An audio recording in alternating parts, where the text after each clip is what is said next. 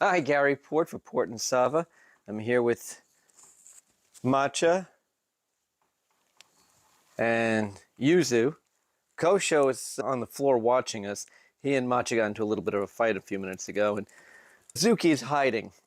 We actually had a bit of a scare this week with Azuki. She had chewed through the power cord to the PlayStation. How she did not get herself electrocuted is beyond us. But what we've had to do now is using positive and negative reinforcements to get her to stay away from power cords.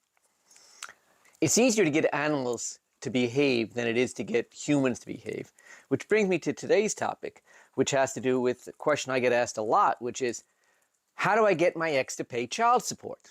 Well, when there's an order for child support that goes in, if your ex doesn't pay it, there's a number of things that we can do. The most important thing that you can do is go to the support collection unit.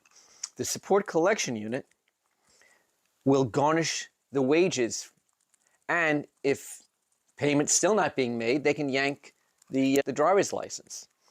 But if that still doesn't work, there are other things. Do you mind? I'm talking here. Stop hitting me on the back of the neck. So one of the things that you can also do if he's still not paying the child support is go to family court and do a petition for a violation. There's a couple of things that you can do with the violation. One is you can just go get what's called a money judgment. A money judgment is a judgment for the amount of money that is owed, and it accrues 9% simple interest. The other thing you can do is go for contempt. There's two types of contempt. One is called civil contempt. Civil contempt is where you know that you have an order. You are ordered to pay child support.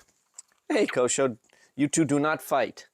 With the child support order, you get the order that says you've got to pay and you don't pay. That's just contempt. You have an order and you just don't comply. The court can issue penalties and sanctions.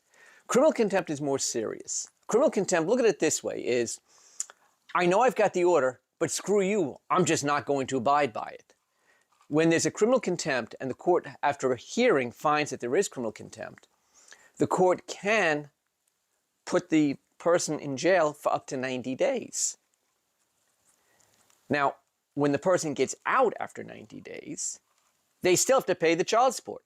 So it's child support plus the 90 days in jail. I've had cases on both sides where the order for 90 days goes in and the person magically comes up with the money. Although I will tell you, I've known people who've done the full 90 days too and still refuse to pay. And then the court will just send them back into jail again. At some point, these people will pay. They do get tired of being in jail. So what we can do again is, if the child support is not being paid, get the order of contempt in and try to get it complied with. Port and Sava, we help you get on with the rest of your life.